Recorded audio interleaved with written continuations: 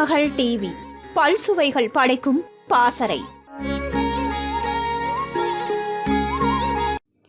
தமிழ் சினிமாவில் முற்போக்கு சிந்தனைகளுடன் படங்களை கொடுத்த பெருமைக்கு சொந்தக்காரர் எம்.ஆர். ராதா. நாடக நடிகராக இருந்து சினிமாவில் காமெடி, குணச்சித்திரம், ஹீரோ, வில்லன் என பலதரப்பட்ட கேரக்டர்களில் நடித்து புகழ் பெற்றிருந்த இவர் பல நடிகர்களுக்கு முன்னோடியாக திகழ்ந்துள்ளார். மேலும் எம்ஜிஆர், சிவாஜி உள்ளிட்ட முன்னணி நடிகர்களின் படங்களில் வில்லனாகவும் நடித்துள்ளார். எம்.ஆர். ராதா சினிமாவில் முன்னணி நடிகராக இருந்தபோதும் நாடகங்களில் நடிப்பதை தொடர்ந்து வந்தார். அந்த வகையில் ஒருமுறை ராமாயணத்தை கிண்டல் செய்து ஒரு நாடகத்தை நடத்தியிருந்தார். இந்த நாடகத்தை பார்த்த பலரும் இது தங்கள் மனதை புண்படுத்தும் வகையில் உள்ளது என்று கூறி வந்த நிலையில் ஒரு சிலர் எம்.ஆர். ராதாவிடமே நாடகம் எங்களுக்கு மனதை காயப்படுத்தும் வகையில் உள்ளது என்று புகார் கூறியுள்ளனர்.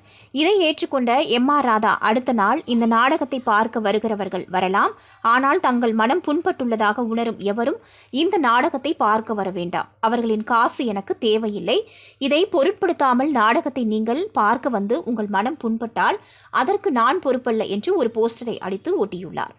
அந்த அளவிற்கு முற்போக்கு சிந்தனையுடன் இருந்த எம்.ஆர். ராதா ஒரு சில படங்களில் ஹீரோவாகவும் நடித்துள்ளார்.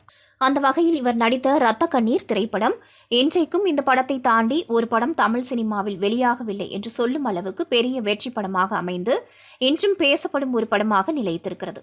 இந்த படம் பெரிய வெற்றியாக அமைந்தாலும் அதன் பிறகு எம்.ஆர். ராதாவுக்கு வெற்றி கிடைக்கவில்லை.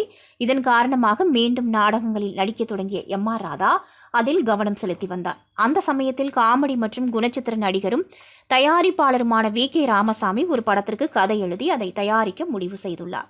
இதை தெரிந்து கொண்ட எம்.ஆர். ராதா வி.கே. ராமசாமிக்கு ஒரு கடிதம் எழுதியுள்ளார். சினிமாவில் வெற்றி இல்லை, நாடகத்தை நடத்தி கொண்டு எதுவும் செய்ய முடியவில்லை, உங்கள் படத்தில் எனக்கு கட்டாயம் வாய்ப்பு கொடுக்க வேண்டும் என்று எழுதியுள்ளார். இந்த கடிதத்தை படித்த வி.கே. ராமசாமி அந்த படத்தில் வேறு ஒருவர் நடிக்க வேண்டிய கேரக்டரில் எம்.ஆர். ராதாவை நடிக்க வைத்துள்ளார். இந்த படத்தில் பிரேம் நசீர், வி.கே. ராமசாமி ஆகியோருடன் முக்கிய கேரக்டரில் எம்.ஆர். ராதா நடித்திருந்தார். இந்த படம் பெரிய வெற்றியை பெற்று இரத்த கண்ணீர் படத்திற்கு பிறகு எம்.ஆர். ராதாவுக்கு மீண்டும் வெற்றியை பரிசாக கொடுத்தது. அந்த படம் தான் கே. சோமு இயக்கத்தில் ஏ.பி. நாகராஜன் திரைக்கதையில் வெளியான நல்ல இடத்து சம்பந்தம்.